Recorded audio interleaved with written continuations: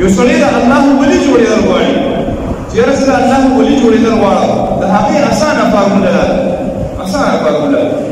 یو سړی د الله ولی جوړېدل غواړي د هغې اسانه فارموله هر سړی کولی شي، هېڅ مشکل پکې نشته.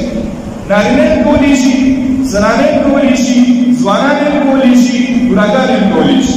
اسانه فارموله. یو سړی وایي چې د الله ولی د الله دوست جوړېدل غواړي، فارموله واورئ، اسانه ده. پنځه وخته د لمانځه پابندي شروع کړه، پنځه وخته د لمانځه پابندي شروع کړه. کوشش دا کوه چې نارینه نو دومره پکار دا ده چې جومات ته حاضرېږي، خو مونځ مه پرېږده، مونځ مه پرېږده.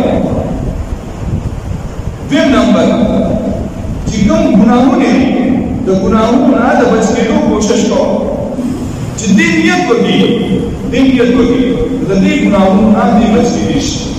څه مشکله نه ده، دې د دې په نفع او په نقصان باندې لږ سوچ وکړي، چېرې زه دا ګناه کوم د دې ماته فایده څه ده او د دې نقصان څه ده.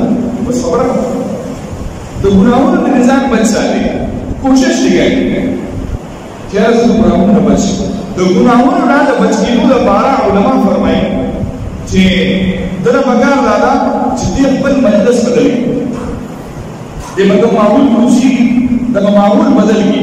مثلا کوم ملګري داسې دي چې هغه ملګري دې په ګناهونو باندې مجبوروي،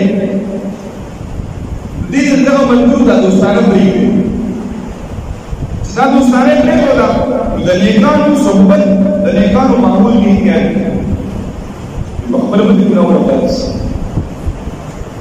صحیح ده که او چې کوم احکامات د الله رب العزت د طرف نه دي ته ښکاري چې یاره دا کېږي ده، دې د هغې د چلېدو کوشش شروع کړي. اسانه فارموله ده. پنځه وخته لمونځ، د ګناهونو نه پرهېز، چې ته د کومه نیکي ښکاري پکار دی چې هغه شروع کړي، دې به د الله ولی جوړ شي. اسانه ده ګرانه خبره. د لمانځه دا پابندي موږ داسې ګرانه ښکاري، موږ د دې ډول د کړو که نه ګرانه ښکاري. کله چې سړي اودس نه یې کړي که هغه حج او مانځه ډېر سړي ته لږ مشکل دی، ځکه چې شیطان په ده باندې حاوي شوي، په ده باندې د الله صفایي څنګه مړه په خلاص شه، ارام وکړه، کار وکړه، دا وکړه، دا وکړه، ګپ شپ ولګوه، موبایل ته سره دې دا وګوره.